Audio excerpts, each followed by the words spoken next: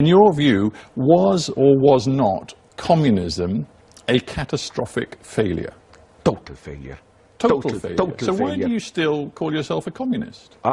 Because what I think is that communism was an answer to a series of problems. It looked throughout 1990s, for a decade, we had what I ironically refer to as the Fukuyama dream. We were all Francis Fukuyama. We've reached the end of history. Yes. He was not as stupid, as naive as he somewhat sometimes portrayed. Yes, he's not saying, "Oh, it's the end." He knows things are still moving. There are Sure. But his idea is just that with liberal democratic capitalism, we found, if not the best possible, at least the least bad system. He suggested that here was a global consensus, and that it would gather in people across the world. My thesis is what we witness in the new century is the gradual disintegration of this consensus.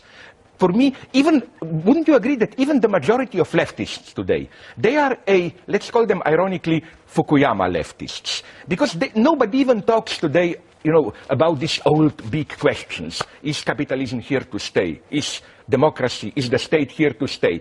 In the same way that I would absolutely agree with you, and I would therefore conclude that you are desperately and terribly isolated today.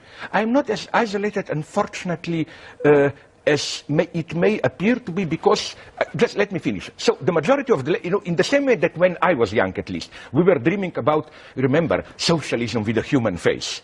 Now it is as if our utmost horizon is global capitalism with a human face. So and here we come to a point, the only serious question that I see today is precisely this one. Is, in the broadest terms, the liberal democratic capitalist framework the absolute horizon, so that we can make it better, more tolerant, better welfare, but we stay? Or are there phenomena for which it is reasonable to surmise that even in the long or even in the mid-term, it will not be possible to resolve them or even to cope with them within this frame? I think there are. And your argument seems to be that in the last decade we have seen two hugely symbolic events, symbolic but also very real events, which have undermined and exposed the vulnerability of liberalism and capitalism. That is the sort of bookends of the decade, the 9/11, and then at the other end of the decade, the first financial one, collapse. the end of, let's call it this naive belief in liberal democracy as the universal answer,